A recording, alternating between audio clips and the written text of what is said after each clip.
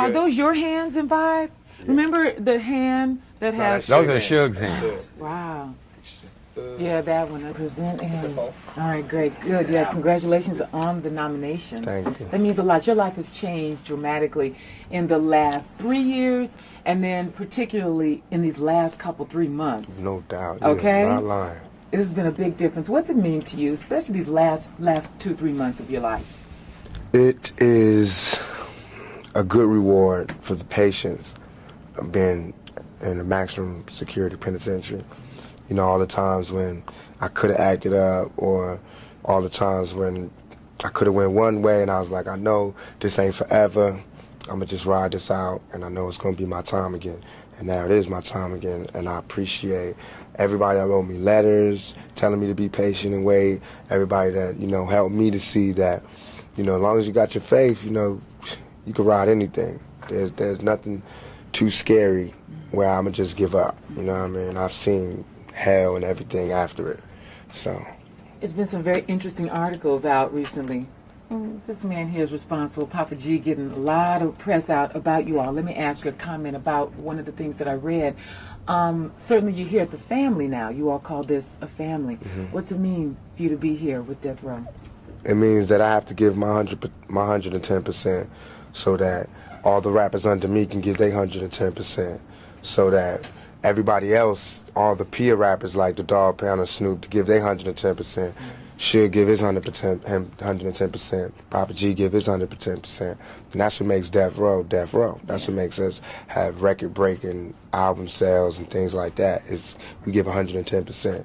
So for me, it's good. It just means that, you know, I'm somewhere where if you're persistent and efficient, you get rewarded, and that's what everybody wishes for.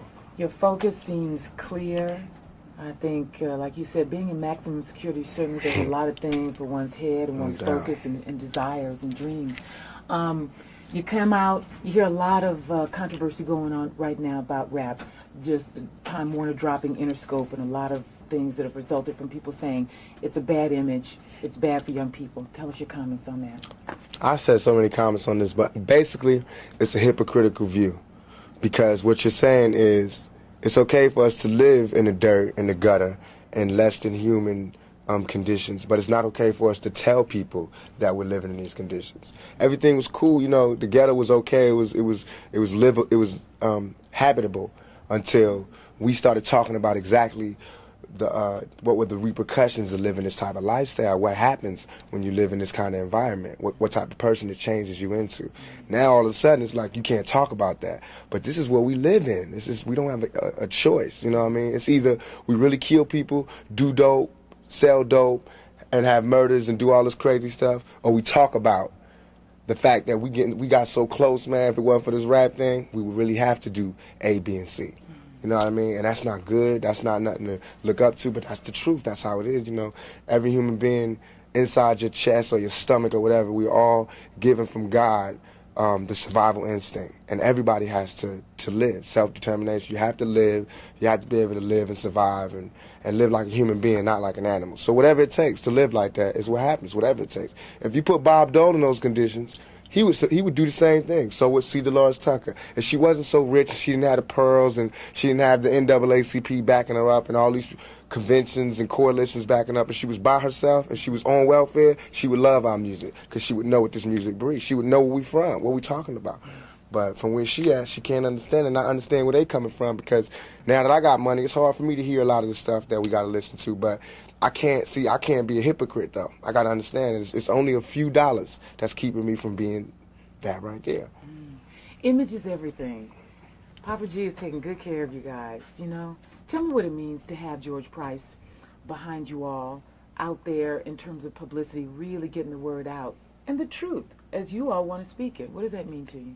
I think that, along with the other artists on Death Row, Snoop, Dog Pound, Trey, everybody, Nate, we're all outstanding in our field.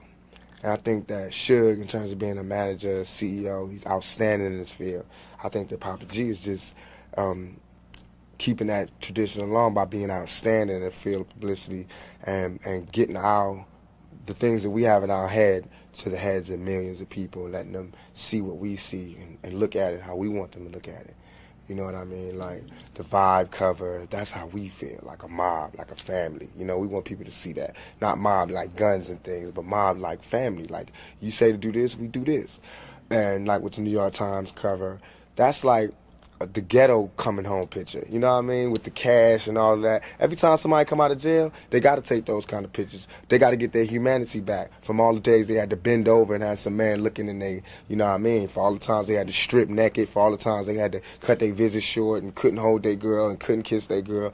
Now you get to floss like that, you know what I mean? Now you get to act like that. And it's not because I'm going nanny to other people. It's because I'm doing this for the guards, you know, for the people who thought I was guilty, for everything, for all the people who didn't believe that it could come to this point. I mean, look, they could shoot me 5 times, call me a rapist, and throw me in jail, and I'm going to bounce back. I'm not going to give up. You know what I mean? That shows the resilience of a young black male and a death row inmate in particular.